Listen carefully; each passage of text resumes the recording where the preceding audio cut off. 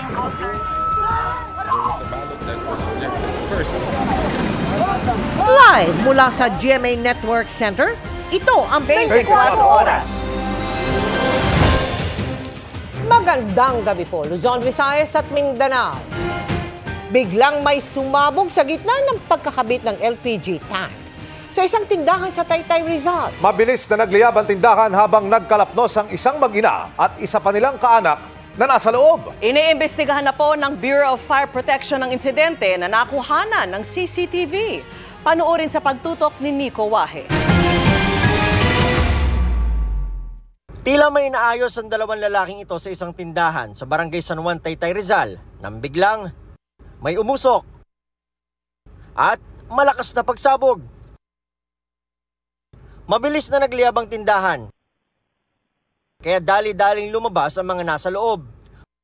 Sumaklolo ang mga kapitbahay at agad din may rumispondeng bumbero. Nalapnos sa muka at iba pang bahagi ng katawan ng 54 anyos na babaeng may-ari ng tindahan. Gayon din ang kanyang lalaking anak at kaanak na 21 anyos na lalaki. Kwento ng isa sa mga kaanak ng mga biktima, nagkaroon ng pagsabog habang kinakabit sa lutuan ang kabibili lang nilang LPG tank. Hindi po nila alam kung may leak kasi talagang malakas yung yung lumabas na mga gas. May mga katabi pong na nagluluto din na mga buhay na yung apoy. Tas nung sumirit, kabibili lang po talaga kaya sobrang lakas ng pagsabog kasi sobrang dami ng laman ng Patuloy na inoobserbahan ng mga biktima sa East Avenue Medical Center sa Quezon City at humihingi ng tulong ang mga biktima sa pagpapagamot nila. Hanggat hindi pa daw po nawawala yung pamamagat, kailangan nila malagpasan yung stage na yun para maging masabing okay na sila. Kasi namamaga pa rin daw talaga yung mga organs nila. Patuloy namang iniimbestigahan ng BFP Taytay ang insidente. Sabay paalala na mag-ingat sa pagkabit ng mga tangke ng LPG. Siguraduhin po natin nakapatayin muna po lahat para masecure po natin yung kaligtasan po natin. Pag nagkakabit po tayo, nagbabaklas po tayo ng ating mga LPG tank, siguraduhin nga po natin walang magiging source po ng ignition. Kung may pagsabog naman at pagliyab, may ilang maaaring gamitin para mas mapabilis ang pag-apula. Pwede po natin gumamit ng soft drinks. Kasi po yung pressurized, then carbonated po siya. Pag inalog nyo po yun, makakapatay din po siya ng apoy. Ang ginamit ng bumbero nakatira lang sa lugar kaya nakaresponde agad, tubig na may halong dishwashing liquid. Ang purpose po nun ay may blanket po natin yung pinagmumula ng apoy. Tinatanggal niya po yung oxygen doon. Then since ayun po ay delikado po talaga, yun ang best way. Para sa GMA Integrated News, Nico Wahe, nakatutok 24 oras. Sa Pangasinan, patay ang isa sa 9 na menor de edad na inararo ng isang sasakyan sa tabing kalsada. Ang nakabanggang driver, kapitbahay ng biktima. Nakatutok si CJ Turida ng GMA Regional TV. Katatapos lang maglaro at nagpapahinga na sa gilid ng kalsadang ito sa Barangay Bunuan Gasset, Dagupan City, ang 9 na menor de edad pasado alas 6 ng gabi nitong Linggo. Nang bigla silang araruhin ng AUV bago ito tuluyang sumalpok sa pader ng isang bahay. Nagkaroon ng mechanical defect, no? Ayon sa pagsisiyasat natin, sinabi ng driver na may iniwasan siyang isang babae at saka yung tri-bike. So that's the time na kinabig niya doon sa may kanan. Nasawi sa aksidente ang 9 na taong gulang na si Russell Aquino. Masayahin, malambing at mabait na bata kung ilarawan siya ng kanyang ina. Bago po pupunta ng eskwelahan, magpapaalam, hahalik muna sa akin. Hustisya ang kanilang hiling. Hindi po mababayaran ng kung ano man yung pagkakapatay sa anak ko. Hindi ko po matanggap. Magkakamag-anak at magkakaibigan ang mga biktima na nasa edad 7 hanggang 13. May nagtamo sa kanila ng sugat sa paa, gasgas sa siko at kamay. May namaga ang paa at tainga at nagkaroon ng pasa sa tagiliran. Nakalabas na ang 6 pero nananatili pa sa ospital ang 2 kabilang ang isang natusok ng bakal ng nagibang pader. Base sa investigasyon, galing sa Malasiki ang driver at pauwi na nang mangyari ang aksidente. Kapitbahay lang din siya ng mga biktima. Dadasal ko na kung maaari mapatawad ako ng pamilya. Hindi ko naman po talaga sinadya siya. Wala po namang tao na sasadyain na mangyari yun. Pero ayon sa kaanak ng nasawing biktima, madaling magpatawad pero mahirap daw mawala ang sakit na nararamdaman nila ngayon. Mula sa GMA Regional TV at GMA Integrated News, CJ Torida, nakatutok 24 oras. Abiso naman sa mga customer at pasahero, kailangan pang mas maghigpit ng sinturon dahil sa dagdag singil sa tubig at pamasahe ngayong Abril. Nakatutok si Joseph Morong. Walang sariling kontador ng tubig ang ilang mga taga Nia Road sa Quezon City tulad ni Evelyn. Kaya nakikikabit at bumibili lamang sila ng tubig.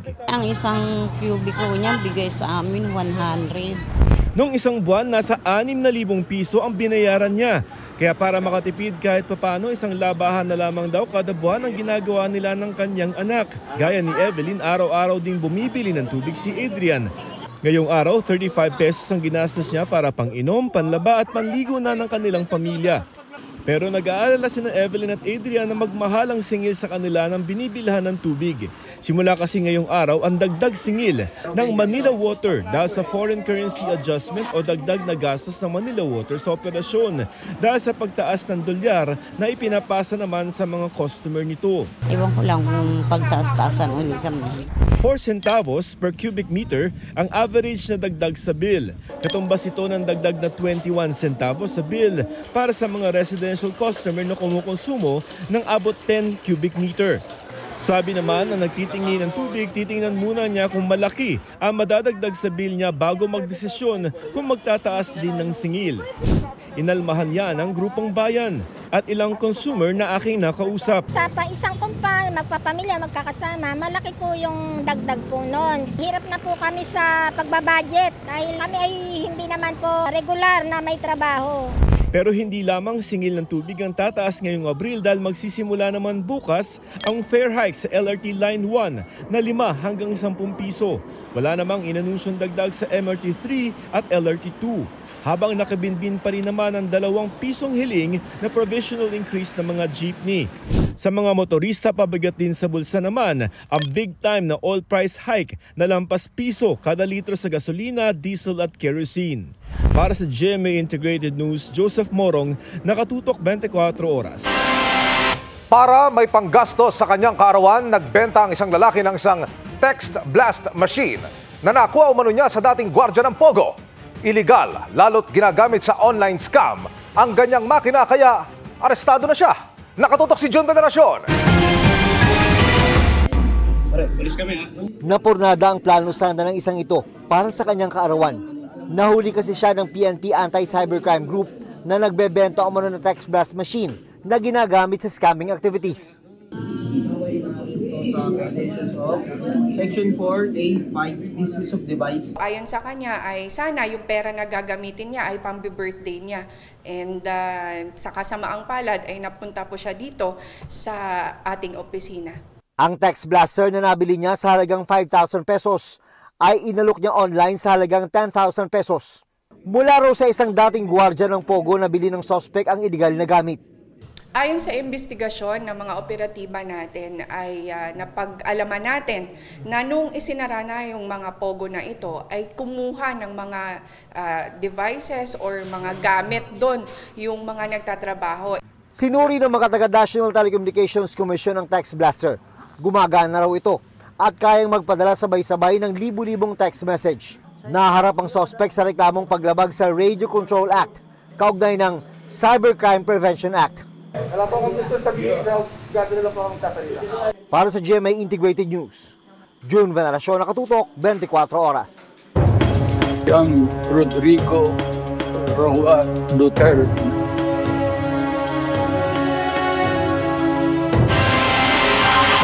Sa gitna ng pagkwestiyon ni Vice President Sara Duterte sa mga ebidensya ng prosekusyon sa ICC laban kay dating Pangulong Rodrigo Duterte, ipinarating naman ng kanyang abogado ang pagrespeto sa papel ng mga biktima sa proseso. Naniniwala rin itong mapagbibigyan sila kapag humingi ng interim release para sa dating Pangulo. Mula sa The Hague, Netherlands, nakatutok si Maris Umali. Maris? Mel, naniniwala nga ang defense team ni dating Pangulong Rodrigo Duterte na pagbibigyan ng International Criminal Court kapag humingi sila ng interim release para sa dating Pangulo. Today to represent a former minister of the... Paniwala ni Lead Defense Counsel Nicholas Kaufman, pasok sa mga kondisyon ng kaso ni dating Pangulong Rodrigo Duterte para mapagbigyan ang hihingi niyang interim release. Binanggit niya ang mga karaniwang dahilan para tanggihan ng isang akusado. The first of which is the risk of flight, the second of which is the risk of interference of witnesses with the evidence, and the third of which is the risk of continuing crimes. None of those factors exist in the present situation. Isa rin sa ikakatwiran nila sa korte ang kawalan umano ng jurisdiksyon ng International Criminal Court sa kaso dahil naging epektibo na ang withdrawal ng Pilipinas sa ICC bago pa umano masimulan ang investigasyon. So there is a compelling argument that the court cannot exercise its jurisdiction over the Philippine situation. That is a live issue. It's an issue which has been through the Philippines courts. It's an issue that's been through the ICC as well.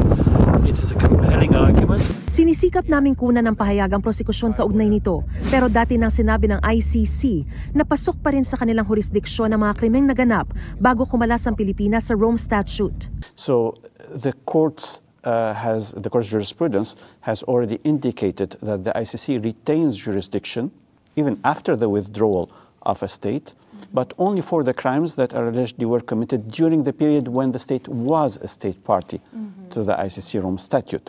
Dagdag ng international law expert at abogado ng mga biktima ng umano'y extrajudicial killings na si Attorney Joel Butuyan. Ang ating Korte Suprema naglabas din siya ng desisyon na kahit na hindi na tayo miyembro, meron pa rin tayong obligasyon and meron pa rin jurisdiction yung ICC for crimes committed while we were still a member of the ICC.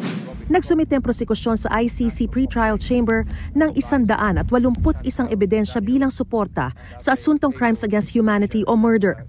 Kinwestiyon ito ni Vice President Sara Duterte at tinanong kung sapat ang bilang para masabing may crimes against humanity.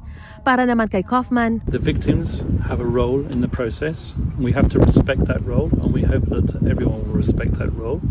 Whether or not we agree with what the evidence coming out of the victims is a totally different matter, but we will argue that in court, not here. Pinaalala rin ni Kaufman ang ipinaabot na bilin ni dating Pangulong Duterte para sa mga taga-suporta. There should be no interference of the judicial process.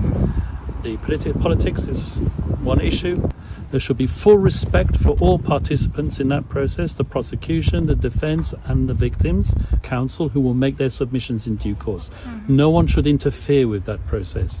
Let it run its course. Mel, bagamat in high spirits, sinabi naman ni Attorney Kaufman na nahihirapan pa rin daw si dating Pangulong Rodrigo Duterte na makapag-adjust sa loob ng ICC detention facility lalo't 80 taong gulang na siya at may iniinda ring mga medical issues. At yan ang pinakasariwang balita mula pa rin dito sa The Hague, Netherlands. Balik sa iyo, Mel. Maraming salamat sa iyo, Mariz Umali. Sinamantala ng ilang mamimili ang pagbaba ng presyo ng isda bago pang inaasahang muling pagmahal nito dahil sa inaasahang demand bago mag-Semana Santa. Pero ang epekto sa iniiwasang karneng baboy ng Kwaresma, ramdam na. Nakatutok si Bernadette Reyes.